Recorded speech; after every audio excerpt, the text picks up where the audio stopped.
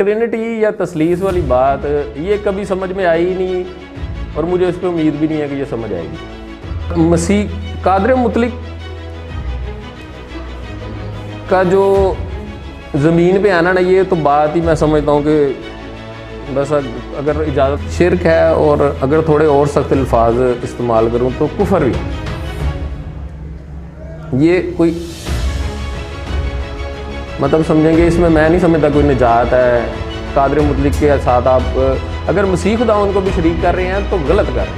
मसीह खुदावंद से पहले जो इतने अंबिया कराम गुजरे हैं, क्या वो निजात से बाहर है?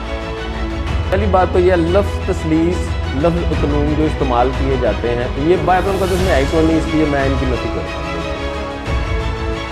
थोड़ी सी बात साइंस की इसमें ऐड करूँगा कि नासा वाले पता नहीं कितने सूरज वो कह रहे हैं कि इस तरह के और दुनिया में कायनात में है। उन सारे सेटअप का, उस सारी कायनात का जो खालिक है, वो ज़मीन पे आके इंसान से कोड़े खाए। मसीही मैंने नहीं आज तक कोई देखा हो जो कादर मुतलिक के मकाम को समझ सकता हो। बिस्मिल्लाहिर्रहमानिर्रहीम। मुस्लिम और मसीही हलकों में सबसे ज़्यादा मुतनाज़ा मामला मसला तजसीम का है।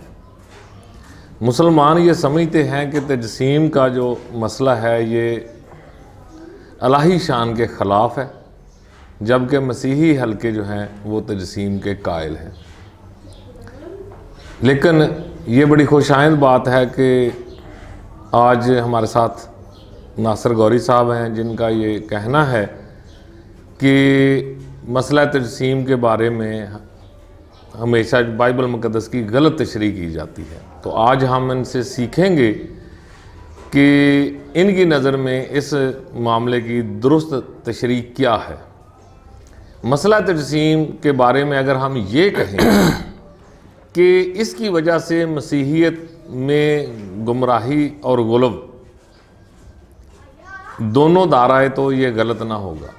यहीं से बाकी के दीगर सारे मामलात जो हैं, अलूहियत मसीह का मसला इससे नथी हो गया या दीगर मामलात इससे नथी होकर, तो मामलात जो थे वो तशरीहात दर तशरीहात का जो एक तवील अमल चला कलीसिया में, और इस पर बेतहाशा कौंसलें मुनाक़द हुई मकाम मसीह या पोजीशन ऑफ मसीह तय करने के लिए। तो ये इस बात का गमाज है कि ये मामला इतना सादा नहीं था। मैं सबसे पहले नासिर भाई से ये पूछना चाहूँगा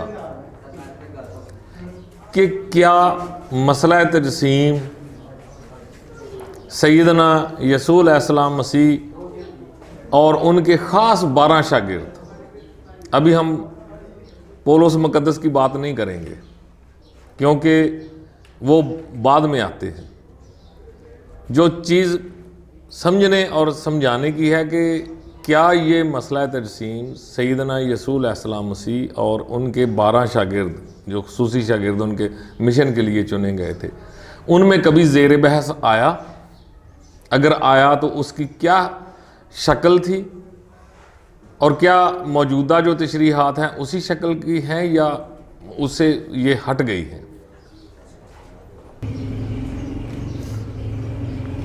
बड़े एहतराम से हम आपको अपने चर्च में वेलकम करते हैं। शुक्रिया।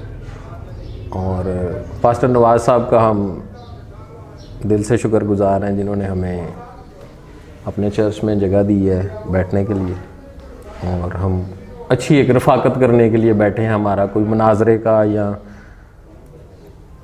कुछ जीतने का या एक दूसरे को फतह करने का या सच्चाई को साबित करने का हमारा कोई नज़रिया है, ना कोई प्लान है। हमारा जो मेन मकसद है वो ये है कि हम बैठ के बाइबल मुक़द्दस पढ़ें और बाइबल मुक़द्दस में से जितना बेहतर हो सकता है मसला तजसीम के ऊपर हम एक दूसरे से बात करके एक दूसरे से सीखें। पहली बात तो ये है कि आप अरसा 40 साल से बाइबल मुक़द्दस को तलावत कर रहे हैं। आप हमसे बहुत सीनियर हैं, हम तो एज में भी आपसे तकरीबन जो है ना कोई 20-25 साल छोटे हैं। तजर्बे के लिहाज से, इल्म के लिहाज से तो आप बहुत सीनियर हैं हमसे। बाकी रही बात यह है कि आज तक अगर तजसीम के हवाले से आपकी कहीं से ज़रूरत पूरी नहीं हुई, तो ये हम आज कोशिश करेंगे कि खुदा कादर मुतलक ये हवा बाप जो है वो आज इस हवाले से हमारे इस रफ़ाकत के दौरान एक ख़ास रहम को आसमान से नाजिल फरमाए और हमें ये बात जो है ना वो आज ज़रूर समझ में आ जाए, ताकि हम जिस मकसद के लिए बैठे हैं वो ज़रूरत पूरी हो। आमीन।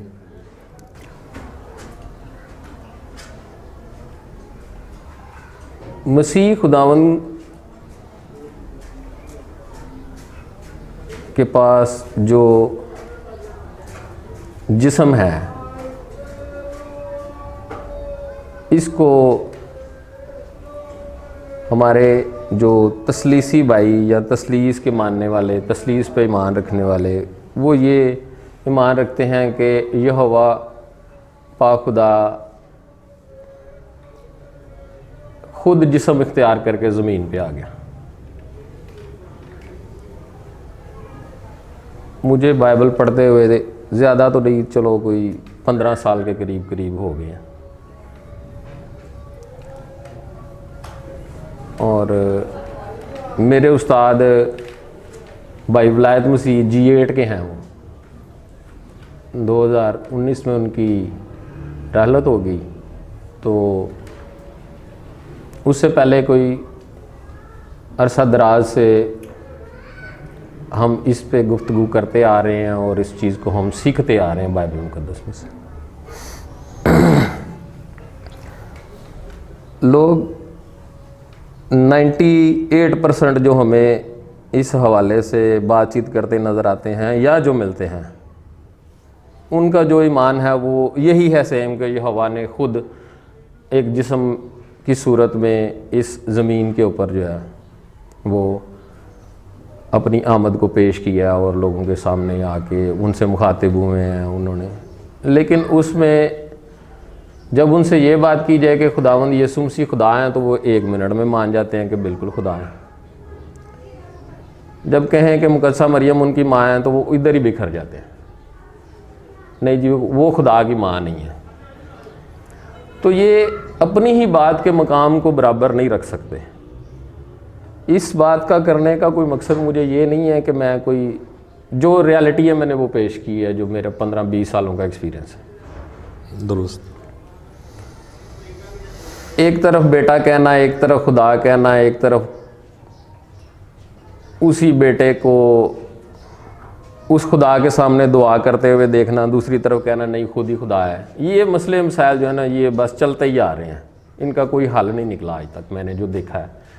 लेकिन इसका हल सिर्फ उस बंदे के पास है जिसने बाइबल पढ़ी है, जिसने बाइबल सुनी है, सुनी सुनाई बात, वो कोई इसका हल नहीं निकाल सकता। जो खुद बाइबल पढ़ेगा बाइबल बता देगी। तजसीम का मसला कोई बहुत बड़ा मसला नहीं है, ये एक सादा सी बात आपके सामने मैं पेश करूंगा, उसके साथ हवाला जात होंगे और मुझे उम्मीद है कि आपको तसल्ली होगी।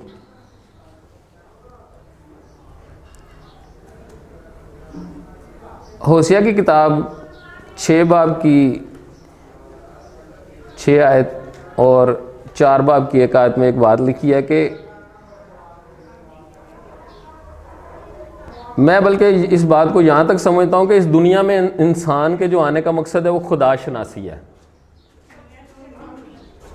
और लिखा भी है कि जो खुदा शनासी नहीं करता या खुदा शनासी से वाकफियत उसकी नहीं है, खुदा शनास नहीं है वो, तो उसका ना कुछ जीने का फ़ायदा, ना कुछ मरने का फ़ायदा, ना कुछ करने का फ़ायदा, ना इस दुनिया में आने का फ़ायदा, ना इधर से जाने का, किसी चीज़ से किसी को उसको कोई फ़ायदा नहीं है।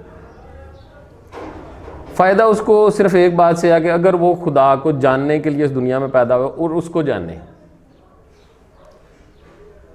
माजरत के साथ हमारे जो बड़े उलमा हैं उनकी बातें जितनी भी हैं वो सारी मिक्स हैं, कभी कोई एक व्यू नहीं है उसका कोई। अब थोड़ी सी और बात बढ़ाऊंगा फ़िरकों के हवाले से। एक यहोवा विटनेस हमारे में फ़िरका है, मसीह खुदावंद को निजात देंदा तो वो मानते हैं, लेकिन वो मसीह खुदावन को मुकर्रर फरिश्ता मीकाइल मानते हैं ना, तो वो एक बात पे खड़े हैं, वो कहते हैं कि यहोवा खुदा नहीं है, ये मुकर्रर फरिश्ता मीकाइल है। कोई बात उनकी समझ आती है कि एक बात पे खड़े हैं। इसी तरीके से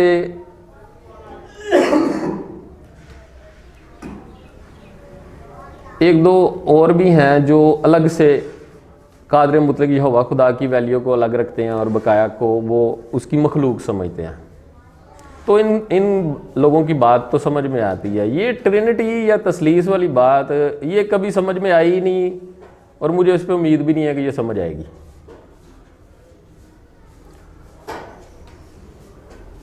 अब इसको थोड़ा सा मसीह कादर मुतलक का जो ज़मीन पे आना ना, ये तो बात ही मैं समझता हूँ कि बस अगर इजाज़त हो थोड़ा सा सख्त अल्फाज एक मैं इस्तेमाल कर लूँ कि मतलब मैं समझता हूँ कि ये शिरक है, और अगर थोड़े और सख्त अल्फाज इस्तेमाल करूँ तो कुफर भी है।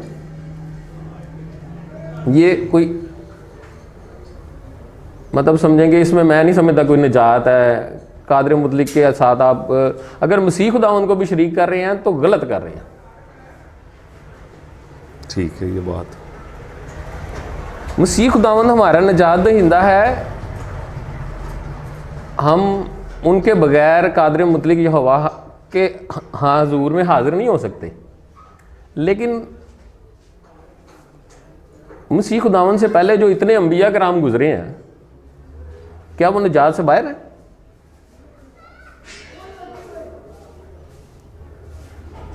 तो ये सारी चीज़ों को एक एक करके हमें अलग से देखना पड़ेगा, और फिर इस पर थोड़ी मेहनत करनी पड़ेगी, थोड़ा पढ़ना पड़ेगा, तो फिर जाके ये समझ में आएगी। बस वो किसी ने कह दिया कि नहीं ज़मीन पे भी वही है और आसमान पे भी वही है, तो ये कोई बात समझ में ना आने वाली है। और ना मुझे उम्मीद है कि आगे जो पढ़े लिखे बच्चे हैं ना, इस पर सवालात वो करना शुरू हो गए हैं, और नेक्स्ट जो है मसीही तालीम जो है वो बिल्कुल सच्चाई के रास्ते पे आ जाएगी।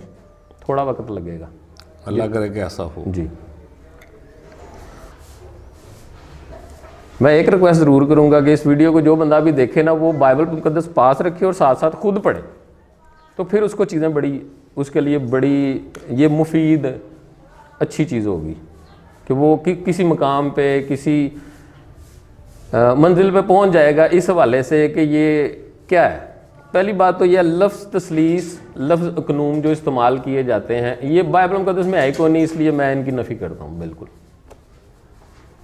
एक चीज़ बाइबल मुकद्दस में है ही नहीं, उसमें है कि इसको बढ़ाने वाला और कम करने वाला दोनों ही नुकसान में है, तो हम उस तरफ जाएंगे ही नहीं। लफ्ज़ तसलीस ही नहीं है, बस इधर ही बात मैं ख़त्म कर देता हूँ।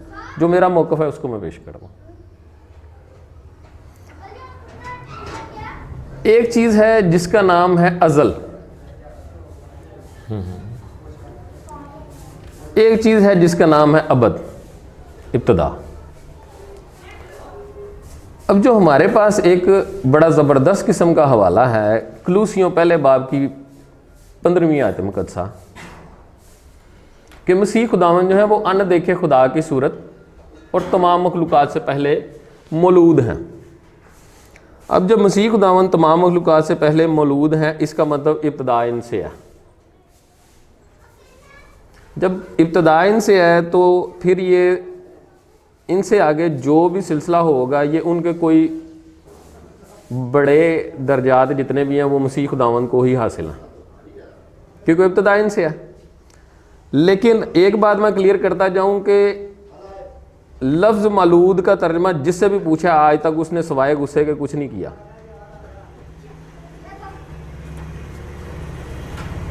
इसका मतलब है बोर्न। बोर्न का मतलब है पैदा होना, और पैदा होना कादर मुतलक की सिफत ही नहीं है। दुरुस्त है। अब अगर इब्तिदा में सबसे पहले मसीह खुदावन को पैदा किया गया, बनाया गया, कलूसियों पहले बाब की जो 15 आयत है, मैं मेरे पास इंग्लिश की एक बाइबल भी पढ़ी है, बड़ा अच्छा 1976 वाला तर्जमा मैं साथ लेके आया हूँ, बड़ा मज़ेदार तर्जमा, उसमें कन्फ्यूजन नहीं रहती। तो अब जब बनाया गया तो क्या बनाया गया, मैं कोशिश करूंगा कि आपको सवाल करने की ज़रूरत ना पड़े। मैं इसको ऐसी लाइन पे लेके चलूंगा कि आप ये समझेंगे कि ये ठीक चल रहा है सारा सिलसिला, ठीक है, और हम किसी जगह पहुंचेंगे। अब जब बनाया गया तो क्या बनाया गया, एक बड़ा बेहतरीन सवाल है कि ज़ाहिर है कादर मुतलिक के जो कलाम होता है वो चीज़ों को खलक करता है। अब जब मसीह खुदावंद को खलक किया गया तमाम मखलूक़ात से पहले, तो क्या बनाया गया? जो क्या बनाया गया ये सवाल है आगे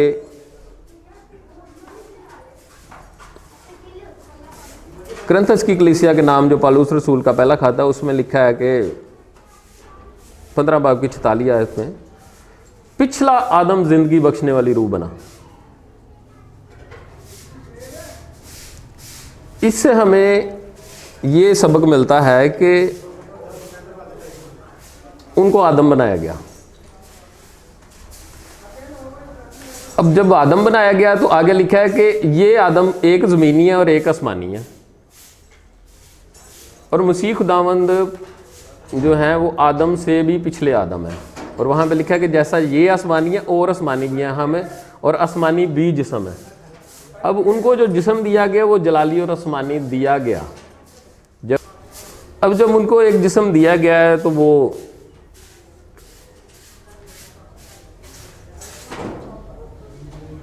खुदा कादर मुतलिक के साथ हैं।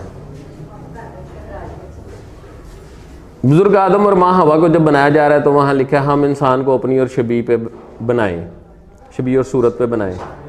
मैं ये मान रखता हूँ कि मसीह खुदावंद वहाँ पे भी साथ है।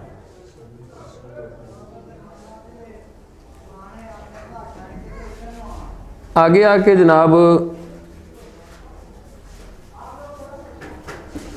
मसीह खुदावंद खुद जो है वो तब भी अनदेखे खुदा की सूरत है, ऐसे खुदा की सूरत जिसको कोई देख नहीं सका आज तक। बुजुर्ग मूसा भी नहीं देख सके। दुरुस्त। तो बुजुर्ग मूसा भी नहीं देख सके। इस्तिस्ना की किताब 18 बाब की 15 आयत में लिखा है कि मूसा मैं तेरे जैसा नबी भेजूंगा।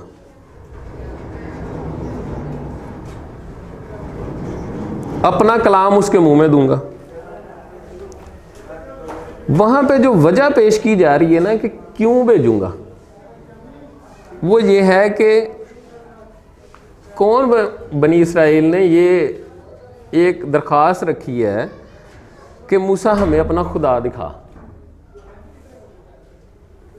जब वो ये दरख्वास्त उन्होंने रखी और वो बाड़ भी लगाई गई और वहाँ पे जो ज़हूर एक माहौल बना, उसकी आवाज़ या गूंज से जो लोग डरे मरे, वो एक बहुत बड़ा कादर मुतलिक, बल्कि ये कि पहाड़ सुरमा हो गए और जल्जले और बहुत कुछ इस तरह हुआ। बनी इसराइल कौम के ऊपर एक खौफ तारी हो गया। उसके बाद उन्होंने कहा कि हम जनाब मूसा का खुदा नहीं देखना चाहते। उनके अंदर एक डर आ गया, बल्कि वाज़े लिखा हुआ है, क्योंकि हर चीज़ मेरी बात रेफरेंस होगी कि ना तो ऐसी आवाज़ सुननी पड़े और ना ही ऐसी बड़ी आग का नज़ारा हो कि हम मार ना जाएं। डर गए लोग।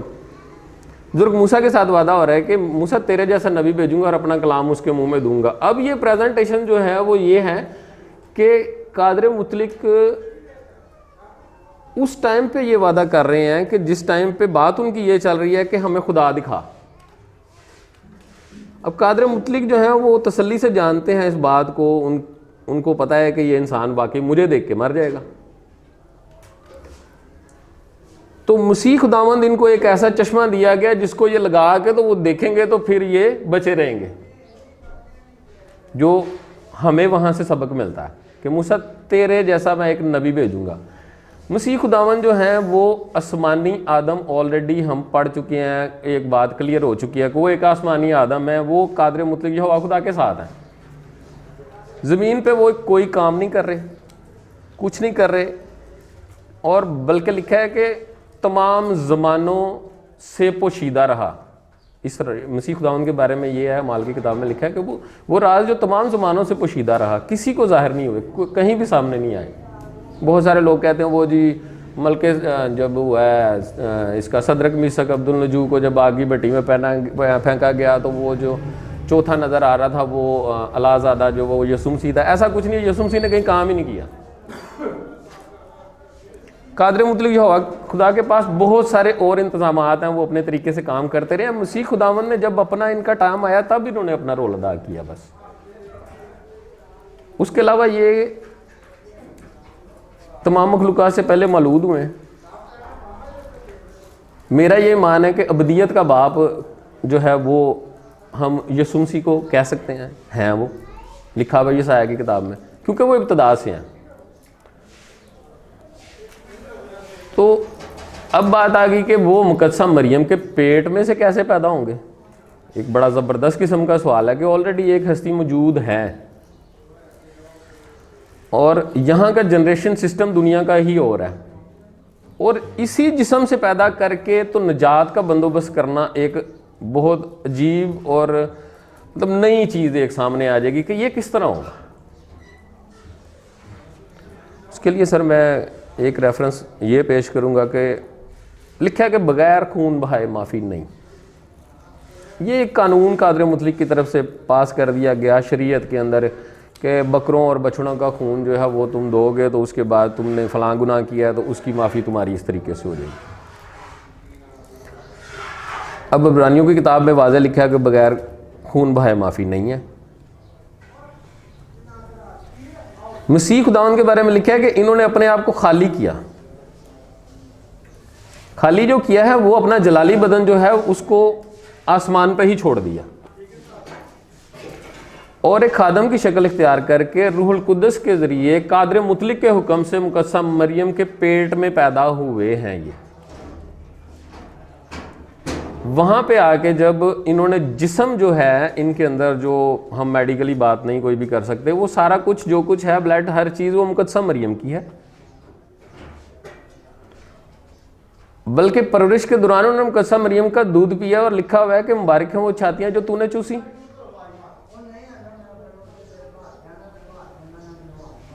और वहाँ से इन्होंने जो परवरिश पाई है,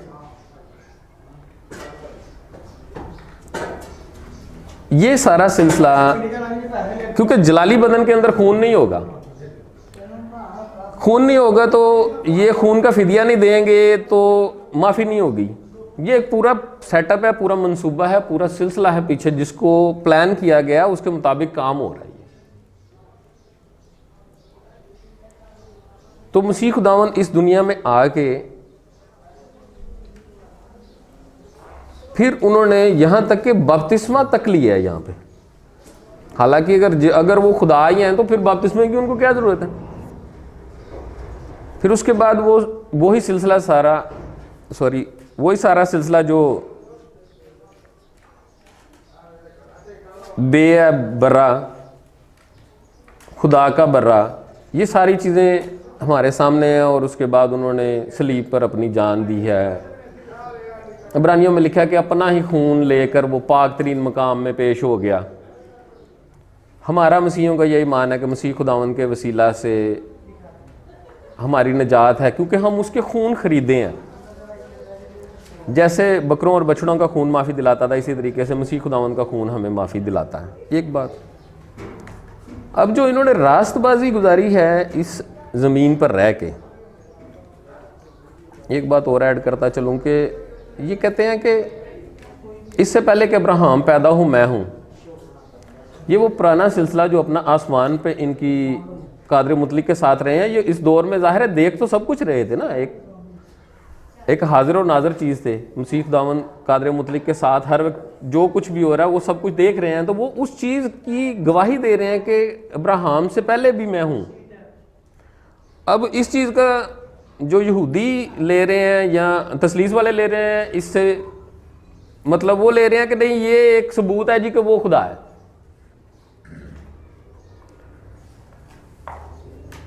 अलूहियत की सारी ममूरी मुजस्सम होकर उनमें रहती है। इसका मतलब ये है कि अलूहियत का असल मालिक कोई और है।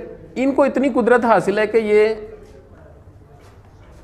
मुर्दे को भी जिंदा कर रहे हैं, अंधे को आंखें दे रहे हैं, लंगड़े को चला रहे हैं। और यहाँ तक फजीलत हासिल है कि हमा जहाँ है हमा दान है, हर जगह जैसे कादर मुतलिक मौजूद है ये भी मौजूद है। फिर जाते हुए ये फरमा के गए हैं कि सब कौमों के पास जाओ, उनको बाप और बेटे रूह कुद्दस के नाम से बपतिस्मा दो, शागिर्द बनाओ, और मैं दुनिया के आखिर तक तुम्हारे साथ हूँ।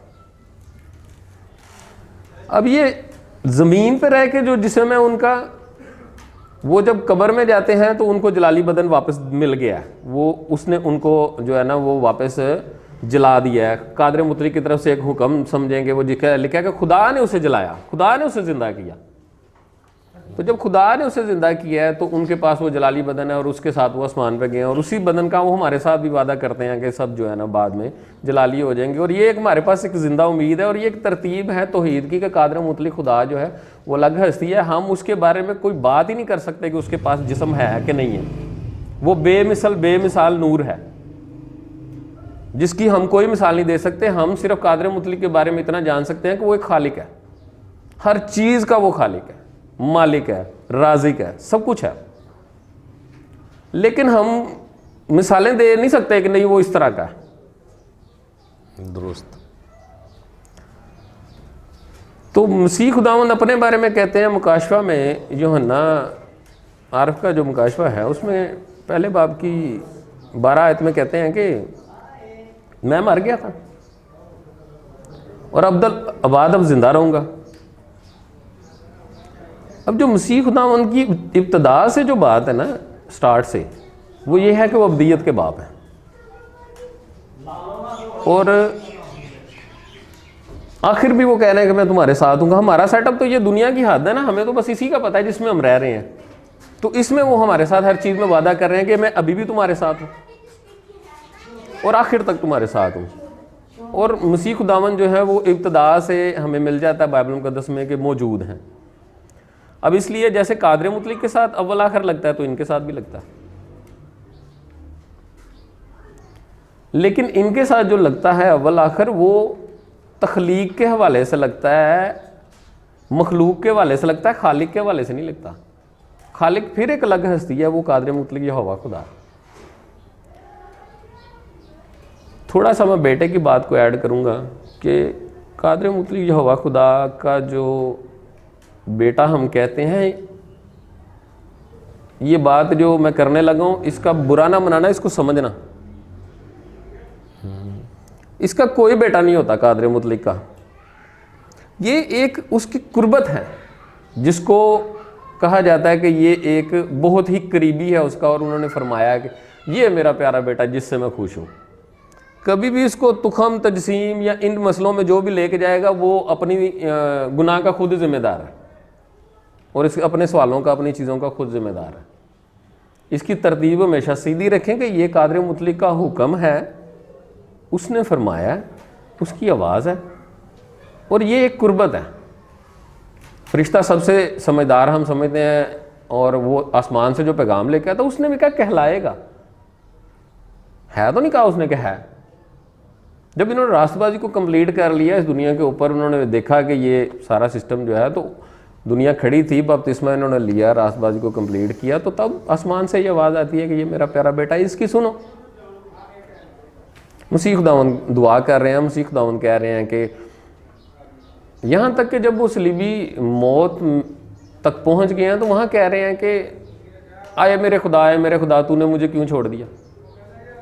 रसूलों की जो तालीम है, पतरस के ख़त में लिखा है कि पहले बाब की 3 आयत में लिखा है कि हमारे खुदावंद यीशु मसीह के खुदा की हम्द हो। अब जब खुदावंद यीशु मसीह के खुदा की हम्द हो तो इधर से ये के खुदा क्या चीज़ है। कभी भी किसी को आप नहीं समझेंगे कि कोई इसके बारे में बता रहा है, बस जिसको ये पता है कि लफ्ज़ खुदावंद आ गया, बस कादर मुतलिक की बात हो रही है। लोग अभी इस उलझन से नहीं निकले, लोग मज़हब की अलग को भी नहीं जानते, जो मुनाजरे कर रहे हैं और पता नहीं क्या क्या पुरबट पे, स्टेजों पे। मैं कहता हूँ पढ़ोगे तो समझ आएगी, उस तरफ आते नहीं। हर किसी को पढ़ाने की पड़ी है, मैं पढ़ा लूँ, मैं ये कर लूँ, वो स्टेज पे मैंने ऐसे कह दिया तो फलां ने ऐसे कह दिया। अच्छा, यहाँ पर एक और सवाल पैदा होगा जी, वो ये कि जैसे आपने कहा कि कादर मुतलक का कोई बेटा नहीं होता, ये कुर्बत की एक अलामती बात थी जी। यहाँ तक तो बात समझ में आने वाली है। इसका तो मतलब ये हुआ कि जब हम अहद कदीम को देखें तो वहाँ पर भी खुदा के बेटे हैं, बेशक है, वहाँ पर इसके मानी और हैं जी। लेकिन जब ये न्यू टेस्टामेंट में आए जी। तो ये तो फिर बात मानना पड़ेगी कि न्यू टेस्टामेंट में तसलीसी अहबाब ने इसके इब्नियत के मन ही तब्दील करके रख दिए। बेशक आप कह सकते हैं, उर्दू तर्जमे में तो मैं समझता हूँ कि ज़्यादातर यही कुछ मिलता है। मैं ये जो बाइबल मुकद्दस लेके आया हूँ, ये इंग्लिश वाली गुड न्यूज़ का एक तर्जमा है, ये 14 से 15 हज़ार रुपये का अमेज़ोन से खाली डाउनलोड होता है। ये हमारी तो खुशकिस्मती है, हमारे पास हार्ड कापी और एक ही है। मैंने अमेरिका से 4-5 दफ़ा ये मंगवाने की कोशिश की, उस लाइब्रेरी में भी मौजूद नहीं है जहाँ ये लिखी जाती थी। मतलब ये कहने का है कि कोशिश करने से ना, हमने भी तो कोशिश की है ना, करो कोशिश यार, फैसला करके क्यों बैठ गए जी ऐसे ही है, पढ़ते रहो। पढ़ने से क्या होगा, क्या ज़िंदगी ख़त्म होगी या कोई? अभी हर किसी को ये उम्मीद है कि जी हमें इंटरनल लाइफ चाहिए, हमेशा की ज़िंदगी चाहिए। तो क्या हमेशा की ज़िंदगी यहाँ पे ख़त्म हो गई? बस मुझे तसलीस की समझ आ गई है और मैं जी बस हमेशा की ज़िंदगी में शामिल हो गया। ये तसलीस हमेशा की ज़िंदगी से निकाल रही है, ज़रा इसको गौर से देख लो।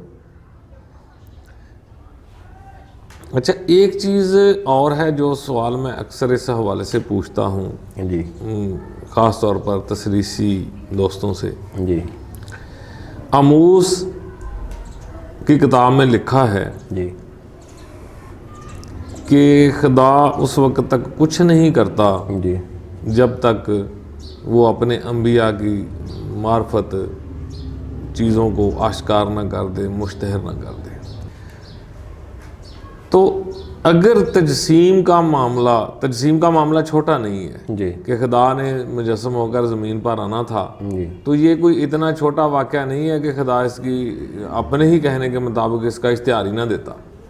अंबिया कराम के सॉरी मुझे कंप्लीट कर लेने दें कि अंबिया कराम की ज़बान से ये बात बतलाता ही ना, और जिन में वो मबूस हुए जी, यानी कि कौम बनी इसराइल, उनको भी नहीं पता कि हमारा खुदा जो है उसने मुजस्सम होकर आना है। बहुत अच्छी, बहुत अच्छी। अच्छा, अब अगर हम इसको न्यू टेस्टामेंट में आकर देखें जी, तो जहाँ पर हमारे तसलीसी दोस्त ये कहते हैं जी, कि यहूदी तो जान गए थे कि यसू जो है वो खुदाई का दावा कर रहा है, यूहन्ना बाब 10 की तरफ वो इशारा करते हैं, जी, और इसीलिए उन्होंने उसको मारने के लिए पत्थर उठाए। जी, ये उनकी सबसे जो पाए की दलील है। जी, अगर ये बात उनकी दुरुस्त मान ली जाए तो सवाल ये है कि यहूदी उसको कुफर क्यों ना समझते, जबकि उनको अंबिया कराम ने कोई इतला नहीं दी कि खुदा ने मुजस्सम होकर आना है, और एक बंदा वो कह रहा है कि मैं खुदा हूं, तो यहूदी तो मारने के लिए पत्थर उठाएंगे। यहूदी तो सच्चे हैं अपनी जगह पे। तो ऐसे इस बारे में आपका क्या ख्याल है? मेरा यही ख्याल है, पहली बात तो ये है कि तजस्सुम और जिस्म के बारे में मैं कभी भी कोई बात नहीं करना चाहूँगा। मुझे पता है ये किस लेवल की तौहीन है, कभी भी नहीं करूँगा मैं। दूसरी बात ये है कि यहूदी अपनी जगह बिल्कुल सच्चे हैं, फिर अगर उन्होंने पत्थर उठाए हैं तो इस बात के ऊपर कि हमें कोई इतला नहीं है, हमारे बड़ों ने हमें कुछ नहीं बताया। मसीह खुदावंद ने इस आयत में भी कोई दावा नहीं किया खुदा वाला। मसीह खुदावंद तो खुद कह रहे हैं, इसी यूहन्ना की 10वें बाब की 34 आयत में कह रहे हैं कि जिनके पास खुदा का कलाम आया वो खुदा है। करे कोई तर्जमा इसका? मैं इस तरफ नहीं आना चाह रहा कि हम बाइबल मुकद्दस में जितने भी खुदा हैं उनको सामने लाया जाए और उस पर बात की जाए। कभी ये मजमून हम रखेंगे, उस पर वीडियो बनाएंगे, ठीक है, वो एक अलग से मजमून है, उस पर मज़ा आएगा बात करते हुए। लेकिन कादर मुतलिक के साथ इसका कोई ताल्लुक नहीं है। कादर मुतलिक तो एक ऐसी पर्सनैलिटी है, ऐसी हस्ती है, ऐसा सिलसिला है कि वो अपने तख्त पे रह के हुक्म सादिर करता है और सब कुछ होता है। अच्छा, एक चीज़ और है कि जब देखें बाइबल मुकद्दस एक जगह पे नहीं बार बार ये कहती है कि खुदा तो अनदेखा है। ठीक है। पौलुस रसूल जब जाते हैं, जी, वो अमाल की किताब में लिखा है, यूनान के किसी हिस्से में शायद जाते हैं, जी, जी, तो वहाँ पर वो लोगों को बताते हैं कि हम उस अनदेखे खुदा की पूजा करते हैं या इबादत करते हैं, जो तुमने भी अपने मंदिर में या जो भी उनकी इबादत का है उनमें एक खाली जगह रखी होती है कि ये एक अनदेखे खुदा की मूर्तियाँ उन्होंने रखी हुई हैं, बुत रखे हुए हैं, तो वो उनको बताते हैं कि हम उस अनदेखे खुदा की इबादत करते हैं जो जिसको तुम भी मानते हो जी। लेकिन जब हम तजसीम के मसले में आते हैं तो फिर तो खुदा मुजस्सम होकर हमारे सामने आ गया, वो तो अनदेखा रहा ही नहीं। नहीं, तजसीम के मसले में मैंने जो भी बात की है ना वो ये की है कि इसके साथ कादर मुतलिक का कोई ताल्लुक ही नहीं है। अनदेखा जो है ना वो ऐसे हैं कि जैसे इंसान खुदा की सूरत लिखा है, मसीह खुदावन लिखे हैं कि अनदेखे खुदा की सूरत है। इसका पहली बात तो यह है कि खुदा को कभी किसी ने नहीं देखा, यूहन्ना की इंजील में लिखा। ठीक है। दूसरी तरफ याकूब जब फरिश्ते के साथ कुश्ती लड़ रहे हैं तो वहां पे आगे लिखा है खुदा को रूबरू देखा। थोड़ा सा आ जाते फिर इस तरफ आप लेके आ रहे हैं तो चलें इस तरफ भी आ जाते हैं। तो ऐसा है कि एक कह रहा है कि कभी किसी ने नहीं देखा, वो भी जानकारी रखता है मज़हब से, सारे मामलात से, अंबिया कराम से, सारी हिस्ट्री से, हर चीज़ से वाकफियत है उसकी। याकूब कह रहे हैं कि बल्कि उस जगह का नाम उन्होंने फिलियल रखा कि मैंने खुदा को देखा या खुदा को रूबरू देखा। अब हमें देखने की ये ज़रूरत है कि खुदा कौन कौन है।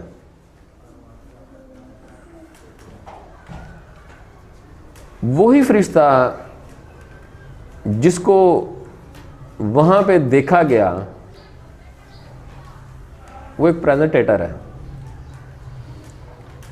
प्रेजेंटेशन करता है, हर जगह पे बातचीत करता है। बल्कि यहाँ तक कि एक आयत में अगर आपकी इजाज़त हो तो हम पढ़ भी लेते हैं, या वैसे बाद में कोई पढ़ना चाहे तो कोई मसला नहीं है। 7 बाब की अमाल की किताब में 38वीं आयत है कि बुजुर्ग मूसा कोहे सीना पे उस फरिश्ते से हम कलाम होते रहे हैं। जी जी, ऐसी है ना। अब ये फरिश्ता जो है वो बादल में जो आगे चलता था, खरूज 23 बाब की 20 आयत में लिखा है कि वो फरिश्ता आगे आगे चलता था। हम कादर मुतलिक के मकाम को नहीं समझ सके। मैं माजरत खुआऊँ इस बात से।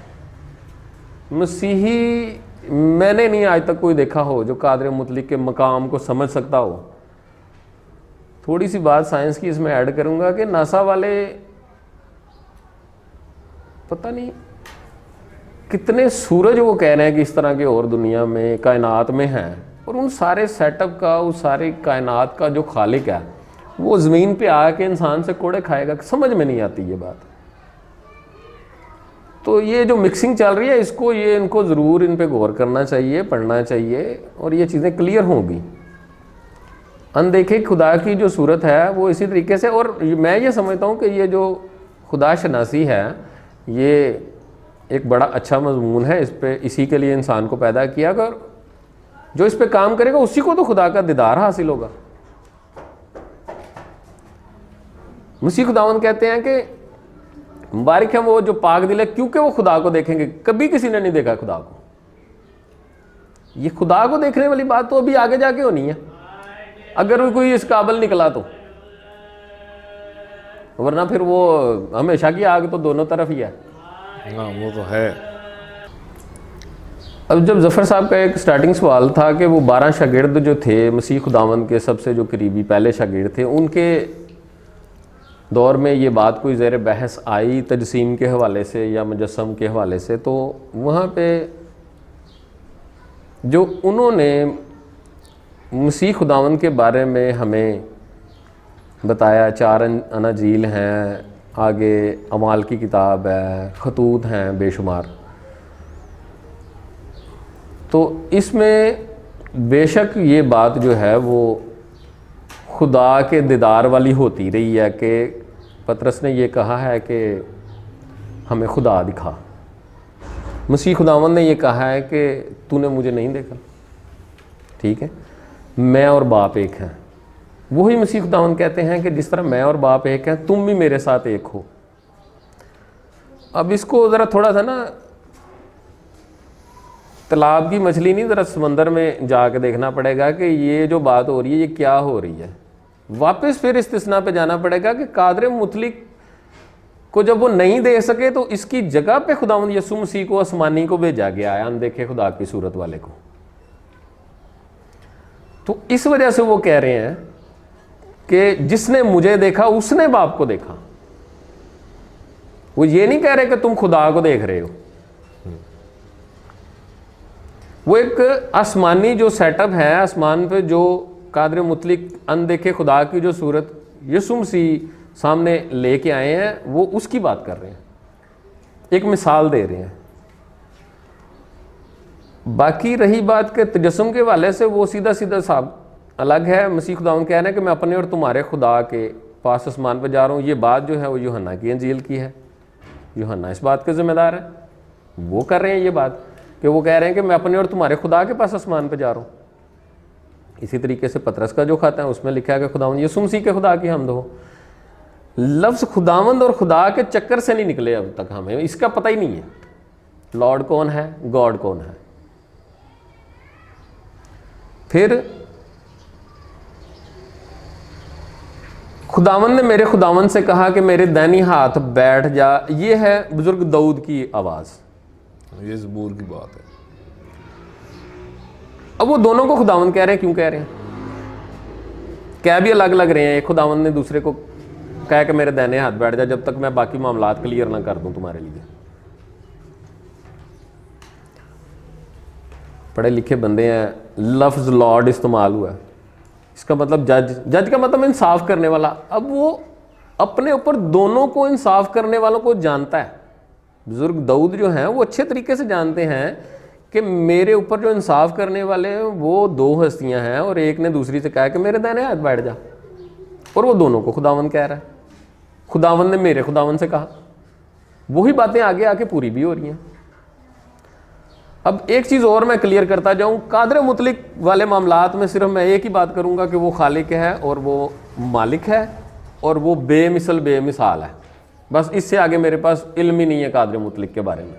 चले हम आखिर में एक छोटी सी बात करते हैं। जी, तसलीसी अहबाब से जब भी बात हुई तो मैंने कहा कि जो वर्सेस आप पेश कर रहे हैं जी, अलूहियत मसीह के बारे में या उनको एक कानून के तौर पर, जी, वो यही ज़बूर की वर्स पेश करते हैं कि मेरे खुदावंद ने मेरे खुदा से कहा कि तू मेरे, या मैं और बाप एक हैं। तो मैंने कहा कि यहाँ पर भी, ये मैंने अक्सर सवाल किया है कि यहाँ पर दो हैं। सनवियत या डुअलिज्म तो ज़ाहिर होता है कि दो हैं जी, तीन फिर भी नहीं है। तीन फिर भी नहीं है। तो इसका मतलब ये हुआ कि जो कुछ कर रहे हैं ये दो कर रहे हैं, तीसरा तो एक उज़्व मुअत्तल है जिसको आपने बतौर तबरक शामिल कर रखा है बीच में। ऐसे ही है। या तो वो भी कुछ काम कर रहा हो ना। अच्छा, अब मज़े की बात यह है कि 381 ईस्वी के बाद रूहुल कुदस को तसलीस में शामिल किया जाता है। उससे पहले वो तसलीस में था ही नहीं। ये आप कौंसल्स की तारीख पढ़ के देख लें। जी, ठीक है। इकुमेनिकल काउंसिल्स का एक अलग से चैप्टर है, आप उसको पढ़ लें, आप उसको हिस्ट्री मालूम हो जाएगी। जी, इसका वाज़े मतलब ये हुआ कि 381 से पहले लोग रूहुल कुदस को तो खुदा मानते ही नहीं थे। नहीं, देखिए रूहुल कुद्दस को ये ज़रूर मानते रहे। देखिए ये रूहुल कुद्दस जो है ना वो अलग से एक मजमून है, वो कादर मुतलक हवा खुदा की तरफ से एक पावर है।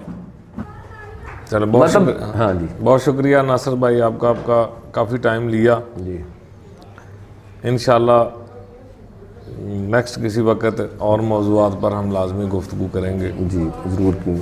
आपकी मेहमान नवाजी का शुक्रिया। शुक्रिया सर, शुक्रिया। खुदा